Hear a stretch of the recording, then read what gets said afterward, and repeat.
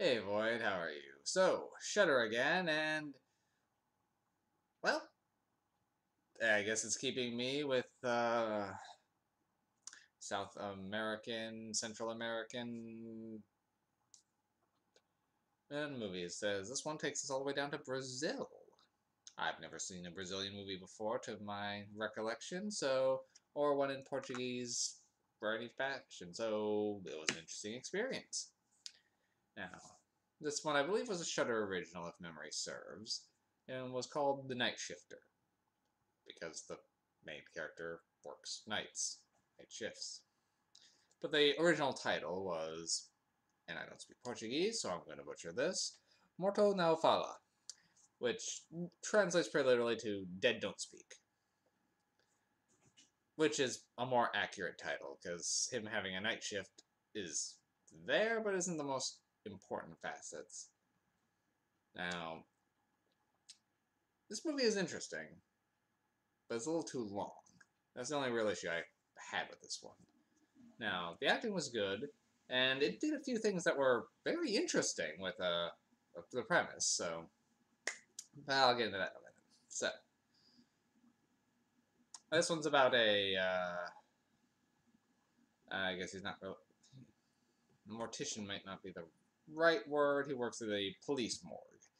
And our hero, a man named Stanley, he can talk to the dead. Never explains why he can talk to the dead, but he can talk to the dead. And in talking to the dead, he can occasionally help them with their last wishes, figure out who they were, just get some general bits about their life. Now, however, he's also having problems at home. His wife is growing distant. One of his children is becoming a delinquent, and he's low on funds, so he's not having the best time. It gets worse when speaking to a dead gang member, he learns that his wife is cheating on him with the local baker. And after he confirms this, he, well, uses a different dead man's secret to pretty much trick a rival gang member into killing, by claiming he knows who killed one of the corpses in his morgue was the brother of a gang leader. So he figures out who killed the brother, as well as a few secrets that only him and the gang leader would know. So by using those secrets, he convinces the gang leader that the baker was the one who sold him out to get revenge on him for cheating with his wife. So it's like a Portuguese soap opera with talking to dead people to this point. After that, well, he. I'm going to go with. I don't know what counts as spoilers because there's a lot going on in this movie. So, well, the gang members go kill this man, but he happened to be at that moment cheating with Stanley's wife. So the wife also gets killed. And when she shows up in his morgue, he pretty much gloats that he's the one who caused this. He didn't mean to kill her, but, well, serves you right. So she starts haunting him. So I don't know who's really a protagonist in this, as, yeah, he definitely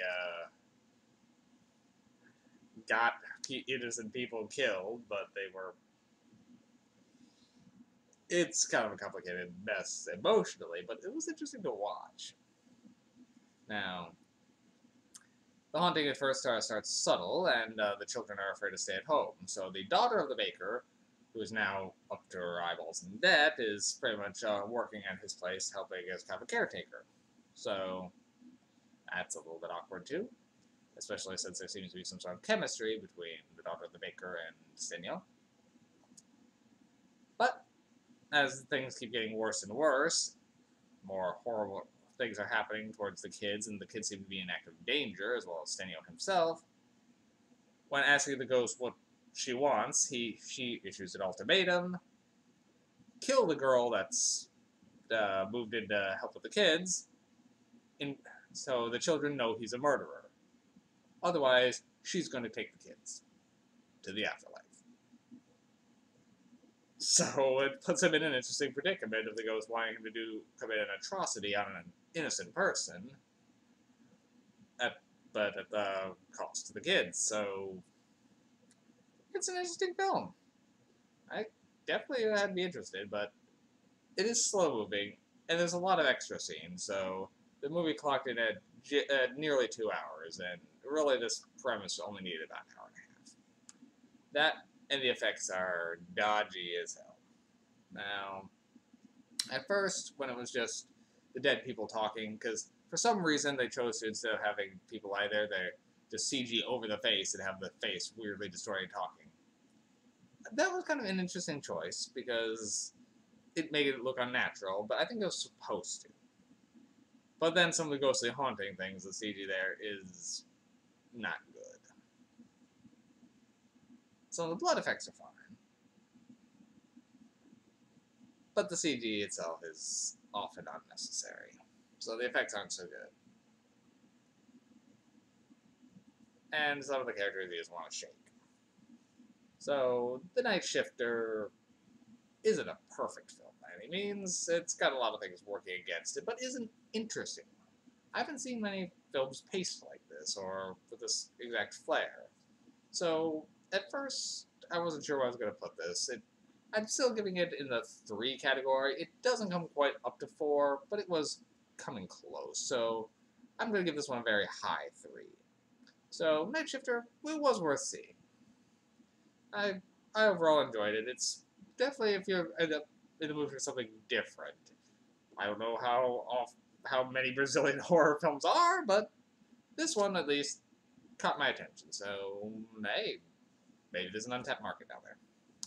Alright, well, that's all for today. So tomorrow we're on to Netflix with the exception of Halloween itself, which will be our last randomized Netflix.